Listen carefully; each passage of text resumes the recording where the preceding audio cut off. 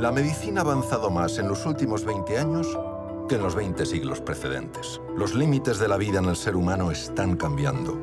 Por primera vez en nuestra historia seremos capaces de fabricar, modificar y sustituir órganos, de curar y prevenir enfermedades genéticas.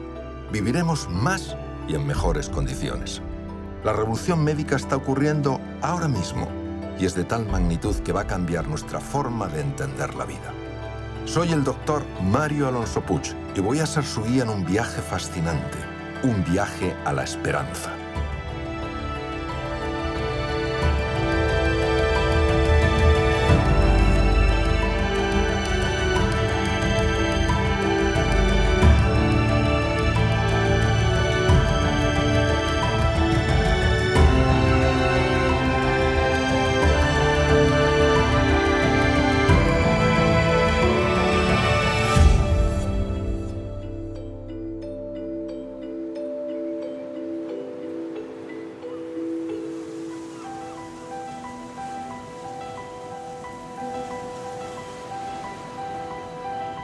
El mar ha sido para nosotros siempre una fuente de alimento, salud, inspiración y vida.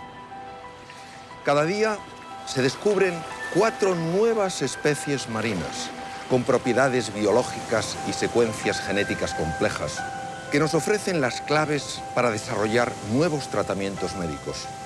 Son organismos que no solo nos pueden ayudar a curar las enfermedades y a retrasar la vejez, sino que además pueden mejorar nuestra calidad de vida. El mar ha sido fundamental en nuestra evolución y ahora sus profundidades nos pueden revelar las claves esenciales para garantizar nuestra supervivencia como especie.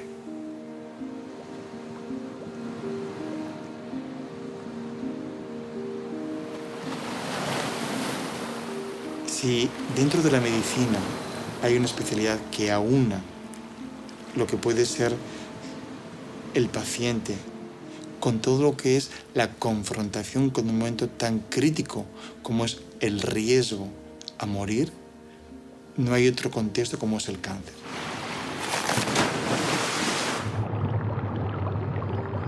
Ahora mismo, algunos de los tratamientos más activos en algunos tipos de cáncer, como puede ser en cáncer de ovario o como puede ser en sarcomas, proceden del mar, proceden de productos que han sido extraídos a partir de esponjas marinas.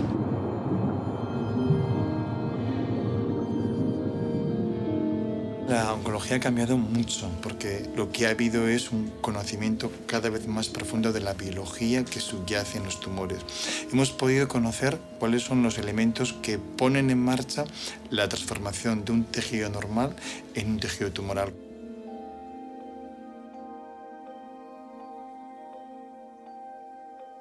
La oncología personalizada básicamente se basa en el conocimiento de cada tumor individual.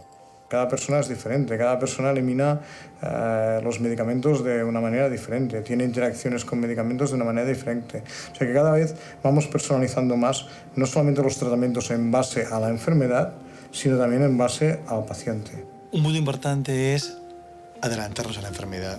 Estamos desarrollando nuevas estrategias que nos permitan diagnosticar antes con procedimientos de screening, con procedimientos moleculares, de conocer cuando algo se está poniendo en marcha en cualquier tejido, en cualquier órgano. Uno de los procedimientos más innovadores para alcanzar una información real sobre el tumor del paciente es la biopsia líquida, la cual consiste en obtener información genética del tumor mediante una simple muestra de sangre. El enfermo con cáncer o el enfermo oncológico solamente puede ser bien tratado y cuidado en un buen equipo, en un equipo en el que podamos conjuntar todas las fuerzas. Cualquier tumor, por muy agresivo que sea, que detectemos en este momento tan inicial, son tumores curables. Una de las claves de los nuevos fármacos es que van dirigidos a alteraciones moleculares. Así como antiguamente la quimioterapia se dirige a células que se replican rápidamente, que era pues la hipótesis fundamental del cáncer, Hoy en día lo que intentamos es identificar la alteración molecular del tumor de cada paciente.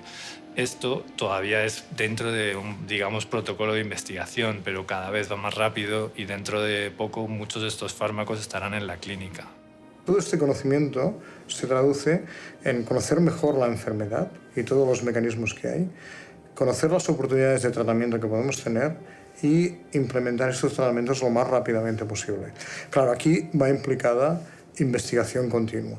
Hoy en día no se puede pensar en una buena oncología si a la vez no tienes un buen programa de investigación. Con esa información que es vital y, como digo, e insisto, necesita contar con laboratorios de investigación que estén al servicio, al lado de la cama del paciente. Con esa información es con la que vamos a hacer posible un tratamiento actual, real y ajustado, personalizado a lo que es ese paciente y ese tumor.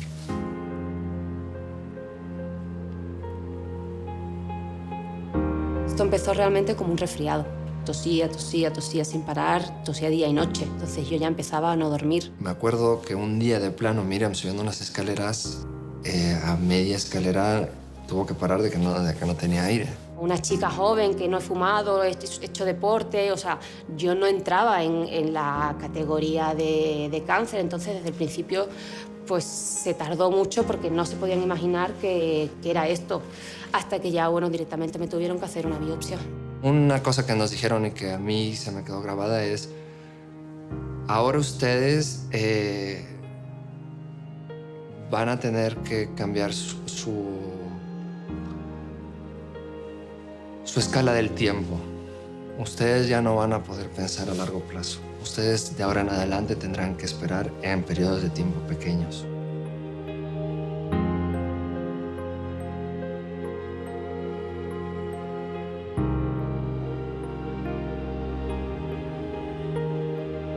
Miriam vino con un adenocarcinoma de pulmón muy avanzado. Tenía el pulmón izquierdo totalmente blanco, con un derrame pleural masivo que la limitaba incluso para sus actividades básicas de la vida diaria. A mí me etiquetaron de incurable desde el principio. Entonces fue un, bueno, perdona, o sea, no tienes uno de estos cánceres, me metes un chute de quimio y se me quita. Imagínate la cara de tu padre, de tu madre y de todos los que están alrededor. Entonces, pues sí, te dan ganas de consolar a los demás, pero tú estás con este papelón que te acaba de caer. Detrás de un paciente con cáncer hay una persona que sufre, hay una familia. Queremos estar con el paciente, para el paciente, porque necesitamos que entre él y con su familia hacer equipo. Le dije que no permitiéramos que lo que nos habían dicho dictara nuestra realidad. Todo lo que fuera necesario hacer, ella podría tener la certeza de que lo podía hacer conmigo. Y que para eso teníamos que recorrer ese camino juntos, que si ella me aceptaba, que me quería casar con ella.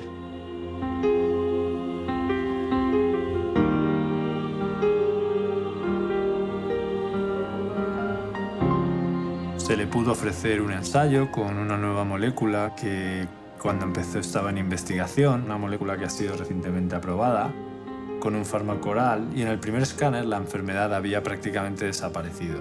Nosotros no podemos hablar de curación, pero desde luego que abre una ventana, ¿no?, a la esperanza.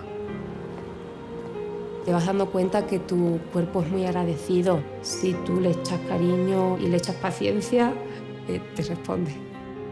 Y si tengo alguna forma de curarme, va a ser rodeada de amor.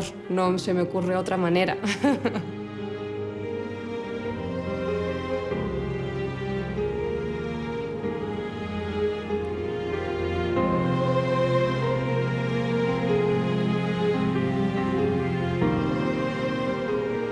Estamos llegando a un escenario distinto, a un escenario donde la quimioterapia tal como la conocíamos ha cambiado. Y es verdad que hacia donde caminamos es hacia un tratamiento que claramente va a ser mucho menos tóxico pero también mucho más eficaz.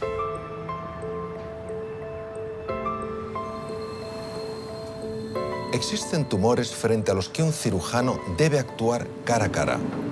En algunos de estos casos, la mejor opción sigue siendo la cirugía abierta, donde la destreza, experiencia y poder de decisión de un cirujano son fundamentales.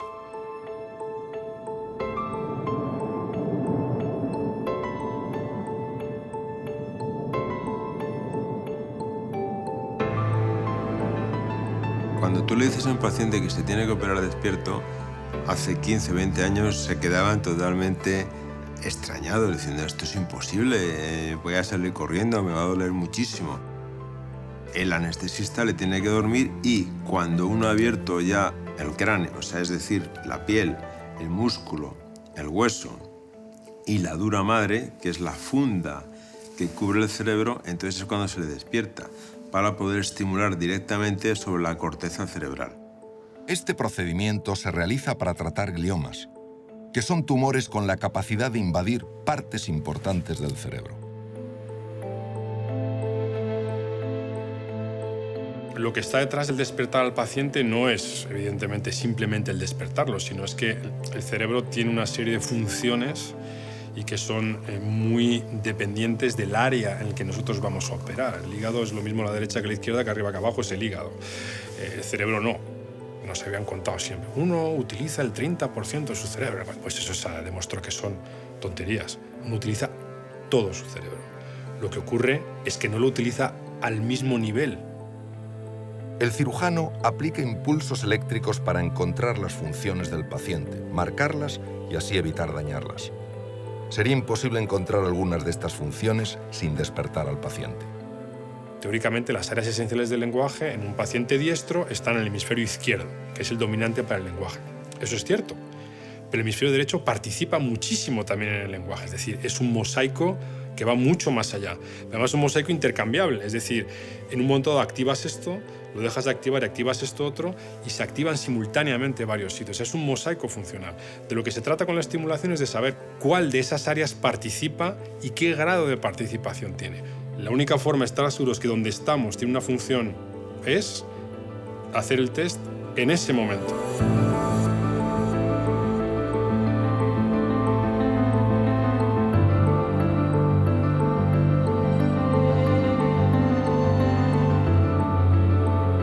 Durante la operación me mostraron unas 100 objetos diferentes y yo tenía que dar la palabra relacionada con cada una de ellas. En el momento que tú ves una imagen y quieres decir una palabra, eléctricamente se mueve por el cerebro y era lo que estaban identificando cada una de esas partes para tener cuidado o la intención de por lo menos esa parte dejarla.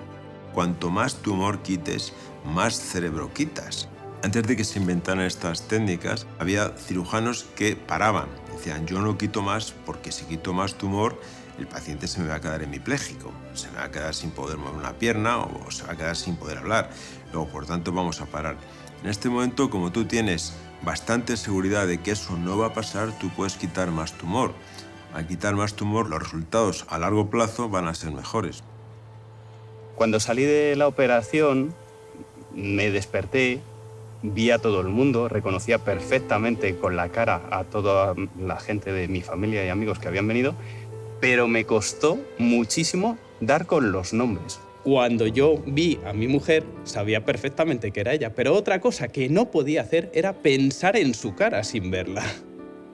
No podía leer porque no reconocía las letras. Sí que las veía y me sonaban a algo, pero era incapaz de leer con ellas. Lo que he tenido que ir haciendo desde el principio es una especie de estudio, de ejercicios. La media de supervivencia para pacientes a los que se les opera de un glioma se está incrementando constantemente. Hasta hace unos pocos años estos pacientes no eran candidatos a cirugía y su pronóstico de supervivencia era muy corto. Se ha multiplicado por lo menos por 4 la supervivencia y lo más importante es que no es solo supervivencia, que son pacientes en buen estado neurológico y con funciones neurológicas conservadas. Lo que debes hacer es pensar siempre en un espacio corto de tiempo, quédate con lo que vas a hacer mañana o lo que vas a hacer esta semana, vas a llegar a ello más fácilmente.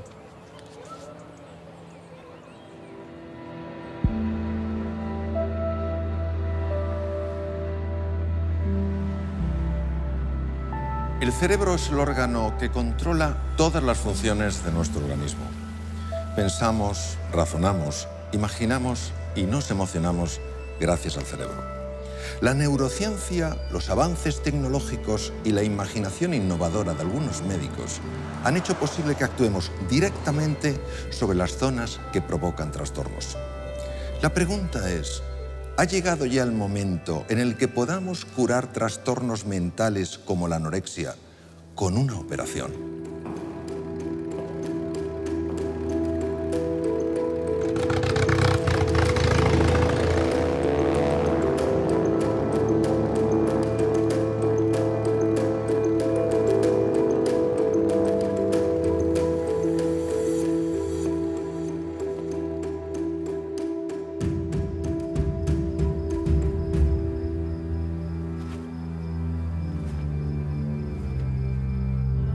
Yo buscaba como brillar o triunfar de alguna manera, visto que eso no me había salido como yo quería, y a partir de ahí empecé a reducir la cantidad de comida, reducir, y hasta que empiezas a reducir a un punto que pues es exagerado. La anorexia es un trastorno de la conducta alimentaria que consiste en una pérdida de peso provocada por el propio enfermo. La causa de la anorexia es desconocida, pero factores sociales marcados por cánones de belleza inalcanzables y un excesivo culto al cuerpo son reconocidos como claves en el desarrollo de la enfermedad. Hay un sistema que es el sistema límbico que regula nuestras emociones. Ese sistema activa algunas zonas de la corteza cerebral, especialmente la región frontal, o la inhibe. En el caso de los trastornos de la alimentación, que es parte de un trastorno de conducta, como puede ser otra patología psiquiátrica, la radiocirugía funcional lo que trata es de modular ese comportamiento para tratar de ayudar al paciente a que recupere un hábito alimentario normal. Todos los participantes que van a ser sometidos a este tipo de intervenciones, lo que se hace es un estudio prequirúrgico donde se hace primero una evaluación de cuál es su rendimiento cognitivo. Se hace también un estudio funcional que nos permite registrar la actividad cerebral que tiene esa persona en tiempo real. Te da miedo comer, no comer te lleva a estar triste y el estar triste te lleva a no querer comer. Y es un círculo vicioso del que es muy difícil salir si nadie viene a rescatarte.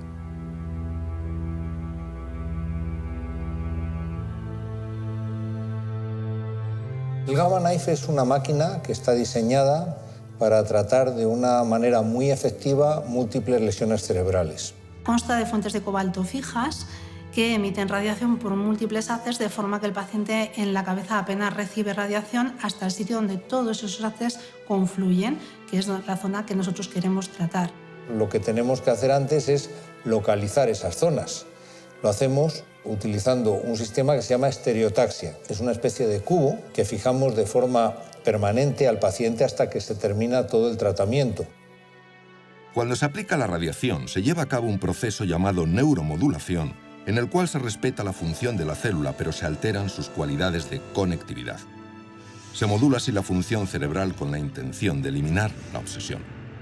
De manera que los pacientes que tienen un rechazo por la comida, cuando les hacemos esto, lo que ocurre es que ya no tienen ansiedad. La vista de la comida ya no les produce ansiedad. Quizá no podemos hablar de curación, pero desde luego sí podemos hablar con un cierto nivel de seguridad de mejora en la sintomatología y que esta mejora tenga un impacto relevante en la vida cotidiana de los pacientes. Una operación no es mágica. Si tú no pones de tu parte, no va a funcionar. Hay ciertas cosas que sí que siguen costando, pero bueno, estoy contenta porque me veo como con fuerza para vivir de manera autónoma, tener mi trabajo, tener mi casa, saber cuidarme y saber vivir, que en definitiva es de lo que se trata, ¿no?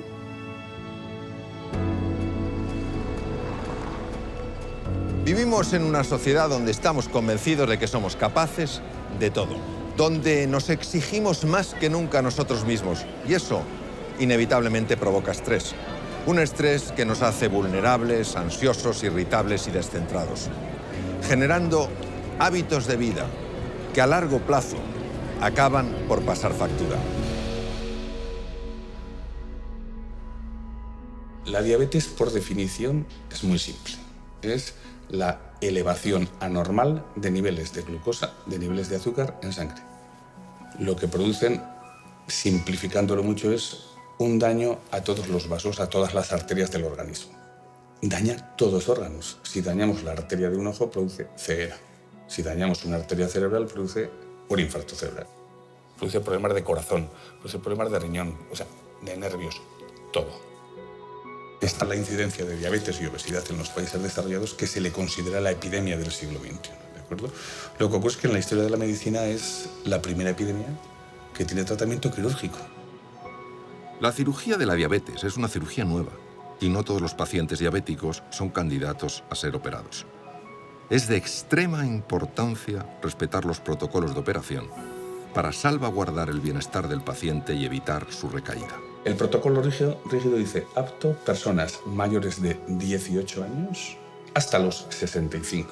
Segundo, se tiene que comprobar y establecer que la diabetes sea de tipo 2. Y tercero, tienen que tener lo que se llama una obesidad moderada, un índice de masa corporal de 30 o superior.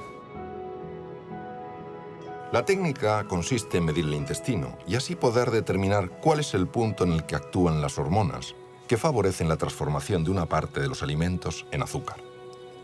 Una vez determinado el punto ideal, el cirujano realiza el procedimiento que consiste en un bypass gástrico.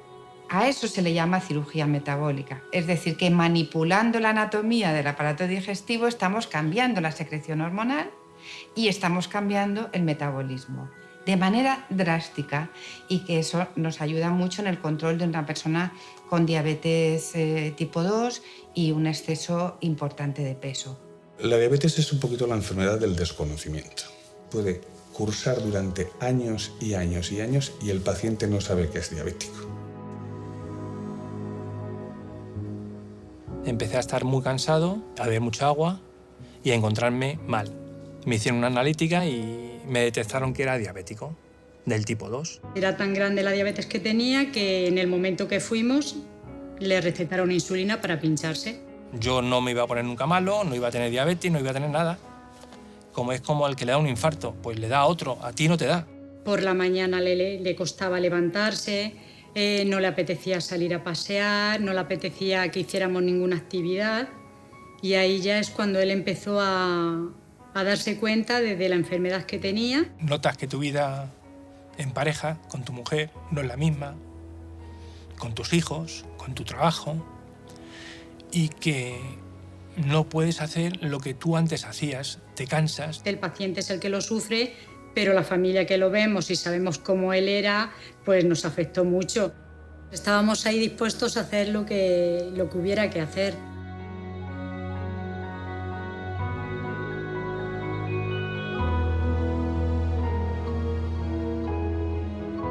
Al no tenerme que pinchar ni tomar pastillas desde el día siguiente de mi operación, pues yo fue día tras día una mejora tremenda.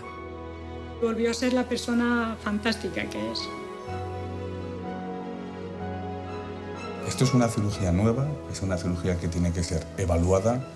Ahora estamos en los inicios. Hoy por hoy yo soy cauto y me gusta hablar de que nosotros podemos controlar la diabetes. Hoy realizamos intervenciones en las que los robots tienen un papel muy destacado, convirtiéndose en una alternativa a los procedimientos quirúrgicos convencionales.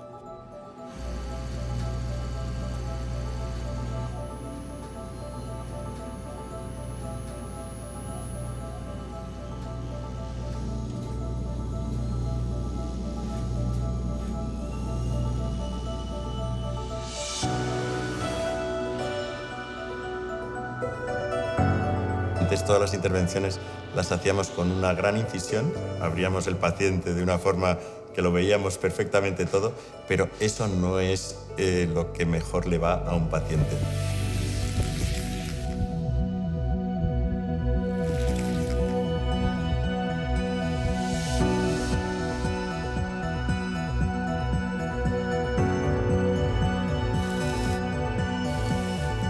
La cirugía con el robot Da Vinci la podemos considerar cirugía mínimamente invasiva.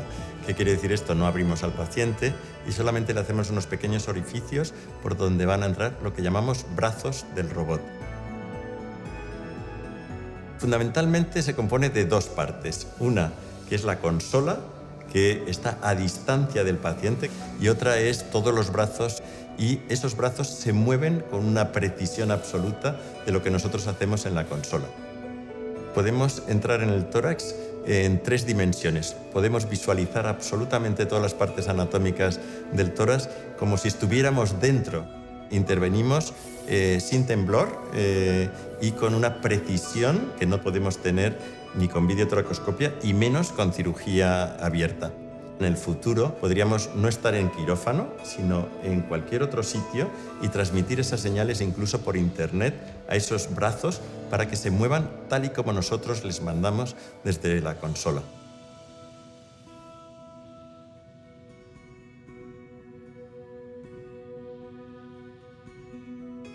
La cirugía con la técnica Notes consiste en el acceso a la cavidad abdominal a través de orificios naturales, evitando así las heridas en el abdomen. Es una técnica mínimamente invasiva que beneficia la evolución posoperatoria del paciente. El no tener cicatrices es menos dolor, el no tener dolor es una movilización precoz del paciente, se mueve antes lo que sería el movimiento normal intestinal, lo que nosotros llamamos peristaltismo, el índice de infecciones es menor porque no hay infecciones a nivel de la herida. Entonces, este hecho hace que nosotros podamos ser mucho menos agresivos con el paciente, y algo que yo creo que es fundamental, que es la delicadeza que tú tienes que tener quirúrgicamente con alguien.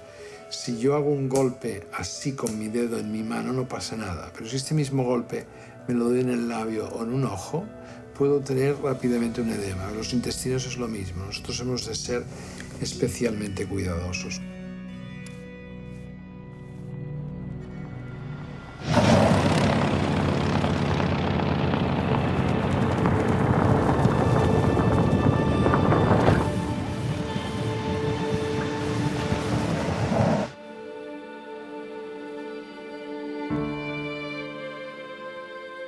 La cirugía torácica es una especialidad muy variada en la que hay una parte muy importante de cirugía oncológica, es decir, de cirugía de tumores. Todo empieza con un dolor a la altura del hombro y el pectoral derecho. No sabía muy bien lo que se podía deber, entonces decidí ir al médico. Se le descubre de forma casi accidental un tumor dentro del tórax que tenía este tamaño, como un balón de balonmano aproximadamente. Dices, bueno, una persona que crees que es una persona sana, deportista, que llevas unos hábitos de vida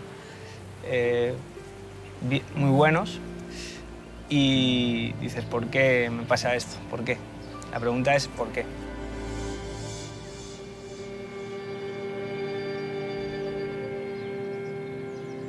Me operaron, me quitaron la mama, entonces pues estábamos pues un poquito pues bajos de moral. Él nos la ocultó 1 o 2 semanas, no sé exactamente ahora mismo, porque salíamos del proceso de su madre y no quería decirlo pues porque era muy reciente.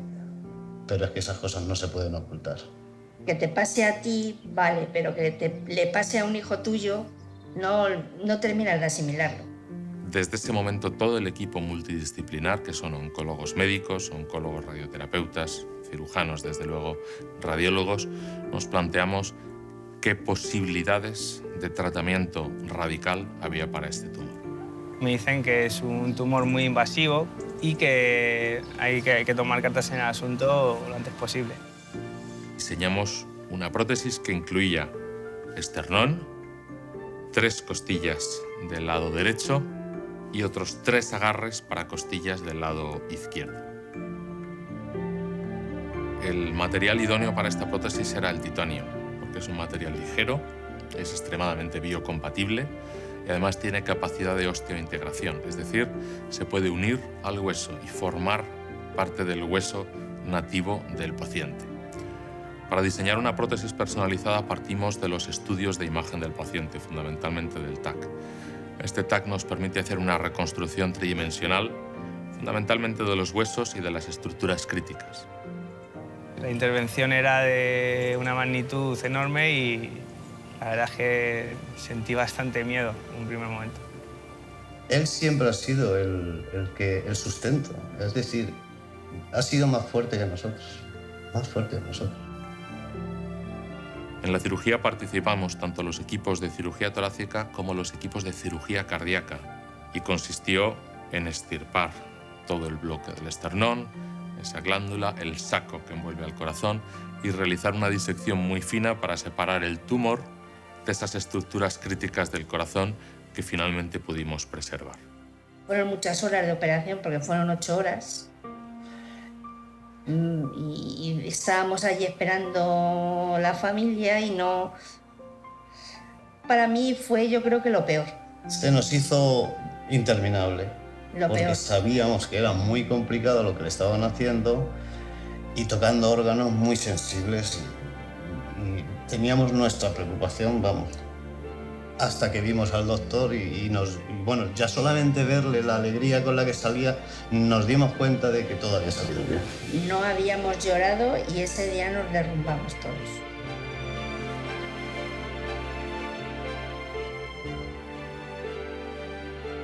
Esta es la primera vez en el mundo que se desarrolla una prótesis torácica mediante impresión 3D, completamente personalizada y bajo un diseño biomecánico, es decir, con el objetivo de respetar la función del tórax del paciente. La parte del esternón es fija, pero la parte de la costilla lleva como una especie de muelles, tirabuzones, que no llegan a ser un muelle, pero hace el efecto de expansión.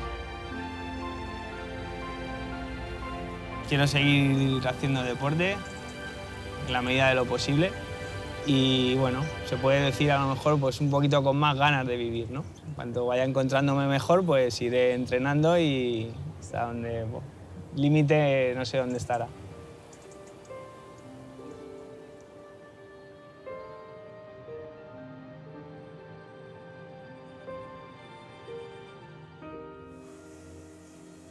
Tras una cirugía, nuestro cuerpo requiere de una gran cantidad de energía para volver a su estado normal. Esta energía tiene dos tareas, la cicatrización y la recuperación.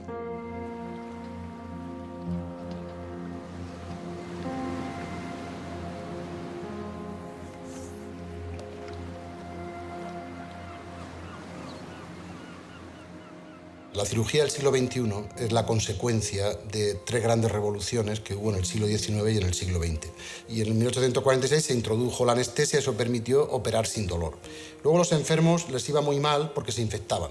Entonces hubo una segunda revolución a finales del XIX, principios del XX, que fue la revolución de la antisepsia. Eso de lavarnos las manos, de limpiarnos, de dejar todo el campo limpio, poner paños, pero todavía los enfermos morían mucho porque se desangraban, porque no teníamos control de la transfusión sanguínea y hubo una tercera revolución que se llama la revolución de la hemostasia. Gracias a esas tres revoluciones llegamos a la cirugía del siglo XX, que fue una cosa muy importante, todo el trasplante de órganos, la era del recambio de órganos, y con eso llegamos al siglo XXI y dice, pues ya lo tenemos todo arreglado. Pues no. En el siglo XXI sigue habiendo muchos fracasos de la cirugía. Nosotros operamos a un paciente, cortamos, pegamos, damos puntos y tenemos que esperar el posoperatorio a ver si pega. Habitualmente pega, pero otras veces no pega. Es decir, ¿por qué no pega? Pues no lo sé. Es decir, porque no hay un control del programa de cicatrización. No nos equivocamos si decimos que la gran mayoría de los fracasos de la cirugía hoy en día, en el siglo XXI, en todo el mundo, en los grandes hospitales, en todos sitios, se debe a un fracaso de la cicatrización. Cuando una herida se abre, podemos darle unos puntos, pero realmente nunca sabemos qué está pasando en la herida. Se pensó en los años 80 y 90 que habría una célula que era la célula primigenia a partir de las cuales salían todas las demás. Y esto tenía mucha razón, porque cuando el ser humano nace, primero son 2 células, después 4 o 8, y de esas células saldrá todo el organismo. Ahí está escrito el libro de la vida, ¿no? Está escrito cómo se hace un pulmón, cómo se hace un cerebro, cómo se hace un ojo, un hígado. Entonces esa célula se le llamó células madre. Cuando se empezó a ver las virtudes de estas células, de las células madre, todo el mundo decidió usarlas para un tipo de patología. Por ejemplo, hubo grupos de investigación internacionales que decidieron estudiar cómo actuaban sobre el infarto de miocardio, otros que decidieron ver cómo iban en el Alzheimer, otros en el Parkinson, es decir, eligieron una serie de patologías. Pero nosotros éramos cirujanos y estábamos preocupados por la cicatrización. Entonces, en el año 2002 comenzó una auténtica carrera a ver quién era el primero que llevaba de verdad las células madre del laboratorio a la cama del enfermo.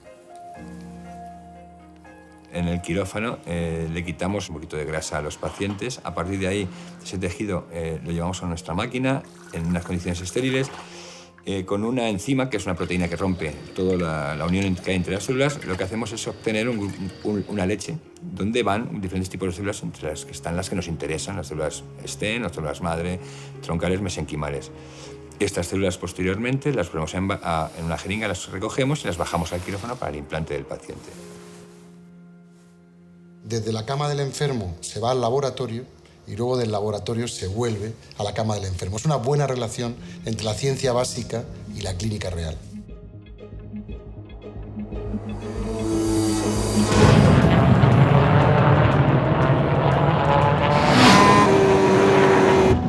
Cuando vamos a un circuito, para el circuito es una fiesta, ¿no? Son 4 días de fiesta, de actividades lúdicas, pero para nosotros es un trabajo. Nos centramos en el paddock, en los 80 y tantos pilotos que tenemos. Nosotros llegamos el jueves al circuito y lo primero que hacemos es, andando, caminar los 5 kilómetros del circuito y ver los puntos más conflictivos, o sea, tenemos una estadística de las caídas que hubo en los últimos 5 años. Hacemos un estudio analítico, médico, nunca técnico, pero sí médico, e intentamos reforzar las zonas que son más conflictivas o que han traído estadísticamente más accidentes. Cuando hay una bandera roja por un accidente grave, se activa el código rojo, ¿no? La bandera roja, y entonces ya los 2 medical car ya parten por comunicaciones de race control a la zona del accidente. La gran incógnita que uno tiene cuando sale es con qué se va a encontrar. Todo el mundo tiene un miedo atroz, ¿no? Piloto inmóvil, que no sabes lo que pasa, que parece que esté en fase muy crítica, ¿no? Entonces, cuando llegas allí se disipa totalmente y actúas de una forma rápida, global, lo alineas, liberas la vía aérea superior, quitas el casco, fijas collarín, metes el tubo.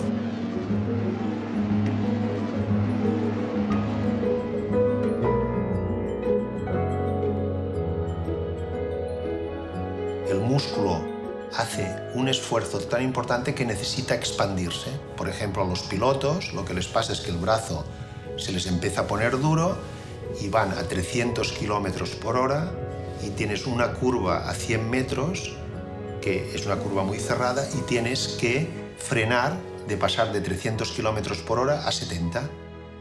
Pero ves que tu mano no tiene fuerza para apretar el freno. Y ves que se va acercando la curva y tu mano no te responde.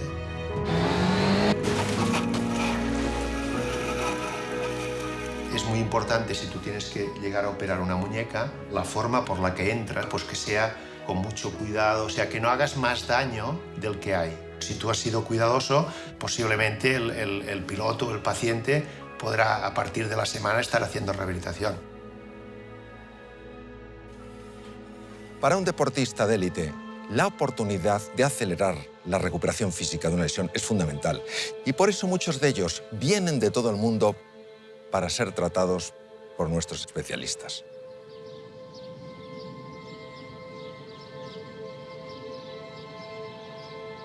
El fútbol ha cambiado mucho. Que antes iban a un ritmo muy lento, se tenía técnica y no se corría tanto. No había velocidad, no había fuerza, no había resistencia, como ahora. ¿Por qué se lesionan? Porque los giros, los saltos, las frenadas, los dribblings son de una velocidad muy superior a la que hacían pues 40 años atrás. Dr. Ramon Cugat came to Boston to learn arthroscopy, which was revolutionizing surgery, and everybody wanted to learn how to do it. A few years after he learned arthroscopy, he was advancing very, very quickly and advancing the field of arthroscopy. And 10 years later, I was coming to Barcelona to learn from him. He is the expert in athletic knee injuries from football. La artroscopia es un procedimiento quirúrgico poco invasivo en el cual se introduce una cámara pequeña a través de incisiones mínimas en la articulación de la rodilla. La cámara envía la imagen a un monitor desde el que el cirujano puede ver las estructuras de la rodilla con gran detalle para reparar o quitar tejido lesionado. Nos dimos cuenta que cuando se rompía un ligamento cruzado de la rodilla, lo operabas y lo podías operar muy bien y quedaba muy bien. Pero el traumatismo de esta rotura siempre ves que acarrea un edema en el hueso. ¿Y qué ha pasado? Que en estos años yo he visto jugadores de fútbol profesional que han estado operados muy bien o que han tenido sacar una parte de un menisco, del otro o el cruzado, y ellos juegan, se encuentran bien, pero no del todo. Y cuando juegan partidos muy juntos, y domingo, bien, pero cuando ponen uno de Champions en medio, la rodilla sufre. No solo el cruzado que se rompe, sino el hueso subcondral, el cartílago. Y dices, bueno, nosotros los traumatólogos nos preocupamos de la anatomía, nos preocupamos de la funcionalidad y de la biología. Los factores de crecimiento son proteínas que se encuentran en el interior de las plaquetas y que estimulan otras células a realizar procesos esenciales en la reparación de tejidos y la curación de huesos y ligamentos. Se les trae sangre al paciente para ser procesada y centrifugada tomando en cuenta el tipo de lesión a tratar. Una vez terminado el proceso en el laboratorio, se extrae el plasma el cual se le inyecta al paciente en la zona dañada. La primera aplicación se realiza justo al terminar la operación.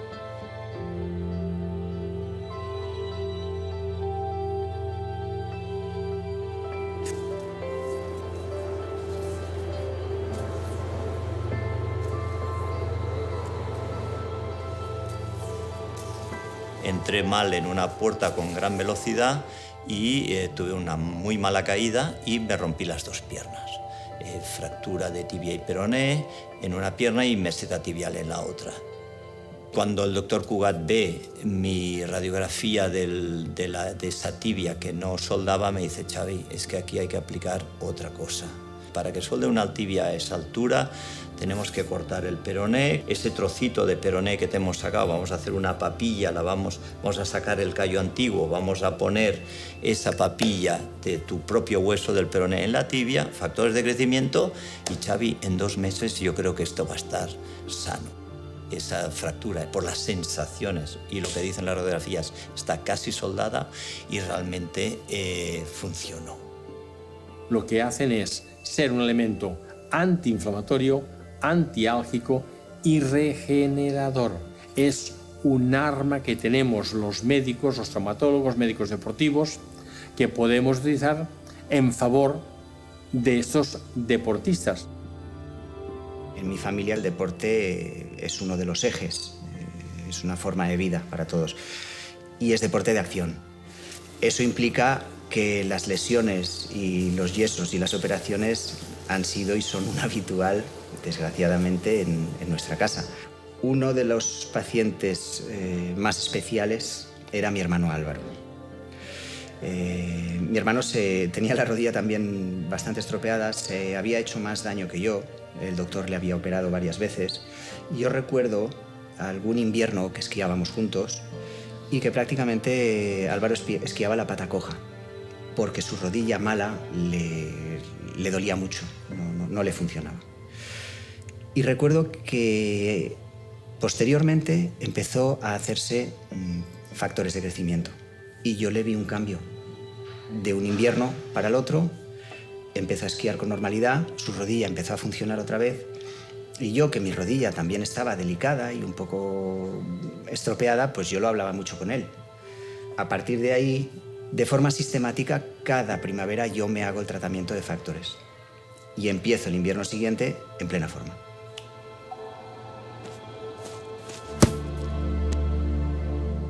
La medicina deportiva es importante no solo para los deportistas de élite, sino también para los millones de personas que día a día ponen su cuerpo a prueba. Practicar deporte nos puede ayudar a ganar fortaleza física y mental, a mantenernos sanos y afrontar los distintos retos que tenemos en nuestras vidas. Sin embargo, conocer las limitaciones de nuestro organismo es un factor fundamental. Los médicos del deporte vigilan cuáles son las dinámicas básicas de nuestro cuerpo para prevenir síncopes, arritmias o colapsos que en ocasiones pueden llevarnos al límite de la delgada línea entre la vida y la muerte.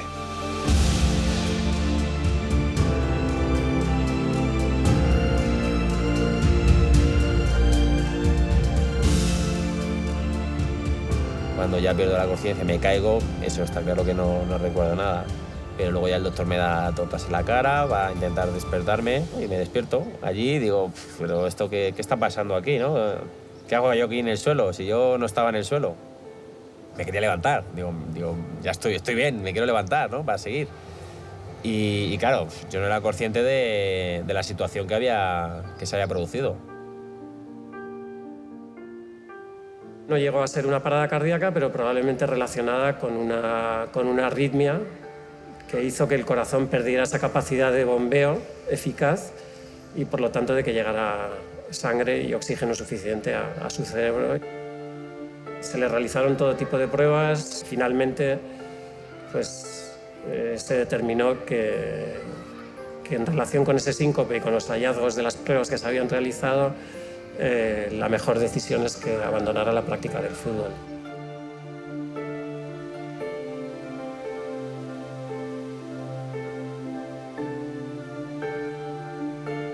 Son casos aislados y que ocurren normalmente en gente que tiene alguna patología de base, ¿no? Gente que realiza deporte, generalmente deporte a una intensidad elevada y en quienes en un momento dado pues, se produce una situación que genera una arritmia, normalmente una arritmia ventricular maligna que termina produciendo una parada cardíaca y en el caso de que no seamos capaces de responder de forma adecuada, pues una muerte súbita, ¿no?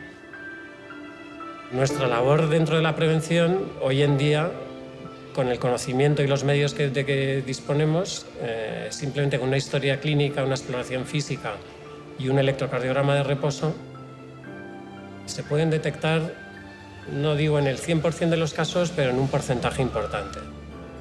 Yo llegué arriba muy rápido, con 23 años, estar en la selección absoluta, haber ganado una Eurocopa. Es cierto que podía haberme ido ese día, pero la vida es así. Cuando te cierra una puerta se te abre otra y tienes que iniciar el recorrido.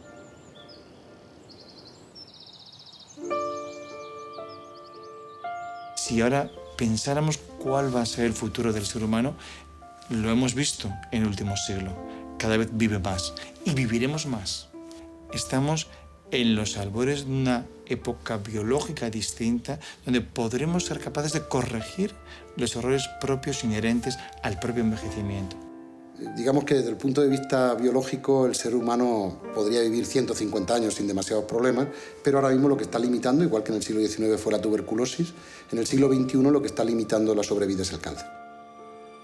Los primeros años de un médico son años duros, años de poco dormir, de mucho trabajar, de mucho estudiar. El que se hace médico y siente vocación de médico siente un gran placer por curar. Vamos a trabajar y a destinar las 24 horas a la medicina. Cuando tú tienes un día malo es porque a un paciente le ha pasado algo. O se ha complicado o has tenido un error, no son infalibles. Entonces los errores están tienen dos labores fundamentales. Una, tienes que subsanarlos y dos, que es la más importante, tienes que aprender de ellos. El que sea médico de verdad y diga que no lleva mal el desgracia fatal de un enfermo, poca confianza me da, lo llevamos mal. Cuando confronta en el día a día la muerte, se da cuenta la suerte que es cada día. Y se da cuenta que no hay ningún día mejor que hoy. Esa sensación de decir, lo que he indicado, lo que he hecho, realmente le va a valer al paciente y por lo tanto es una gran satisfacción. Los pacientes entran al quirófano con un tumor y si hacemos bien nuestro trabajo salen de quirófano sin cáncer. Nosotros tratamos personas, no tratamos enfermedades. Yo trato a los pacientes como me gustaría que me tratasen a mí. Punto. Cuando operé al primer paciente obsesivo y al cabo de unas semanas me vino diciendo que ya podía vivir solo y que se había reconciliado con su familia. Es decir, eso siempre te acuerdas de ello. Cuando el anestesista despierta al paciente y lo ves bien y sales y vas a decirle que todo está bien a la familia, que todo ha ido bien, y yo creo que son muchos momentos felices que acumulamos, realmente. Yo no había operado un aneurisma nunca, pero yo sabía que esto era difícil, había visto a mis maestros operar, había visto aneurismas que habían sangrado, en fin, yo lo consideraba una cirugía de riesgo. Y cuando yo puse aquel clic y dejé el aneurisma cerrado, me sentí el hombre más feliz del mundo.